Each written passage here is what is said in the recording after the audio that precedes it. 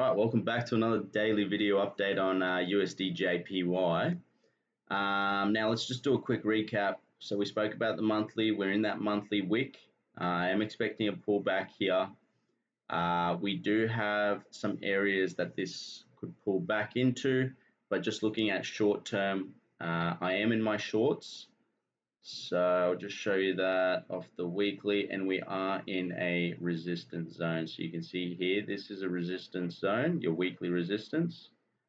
So we are pushing to get it all the way down to at least here to then possibly target a monthly break of structure or possibly even close the monthly body. So that's just something that we're looking at. I did jump in some shorts. I am in some shorts, and looking at this current daily candle that closed, it's showing me that it's starting to weaken. So off of this candle, the likelihood of this low getting broken before this high, you've got a higher chance. So I like to put out 80%. That's just looking at the market. Plus we've had this massive run. So it is likely that we do get a bit of a pullback. Now, how far that pullback can come down, that's just something we have to take a look and see how each day closes. It is the end of the week. We're on Friday. We've had a strong bullish week. We can expect a wick, top wick to be created, so it can pull back. Now, how far pull back is we're just going to have to monitor that. So for the day, I've got a daily target, which is down here.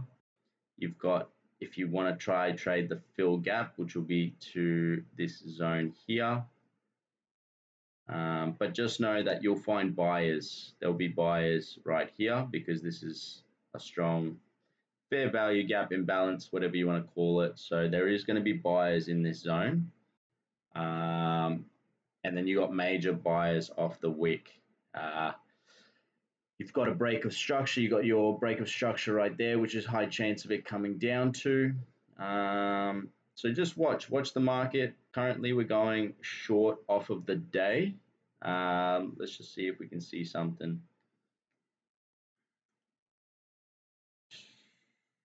It looks pretty good for a short. You've got the break of structure here. Could be a retest. So for today, this would be the trade I would be looking for, and I'd be taking it all the way down to here. So you got your TP1, and then you got your major TP down here. So that's the trade for today. I will look at GBP now as well, because I am on that with the Discord.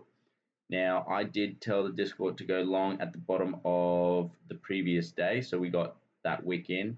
I did take some profit up here somewhere. I think it was a break of structure about here, which I took some profit. And then we had a massive pullback. Now, this day, this candle here suggests that we are likely to go lower. So I did close my trades just before the close. And I will look at possibly re-entering, but on a smaller time frame, just to see what's going to happen. For now, it just looks like we're going to go further down to possibly break this low.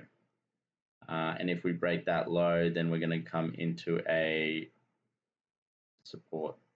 That's a daily support right there. So just if you are still in this trade, I suggest taking your profit.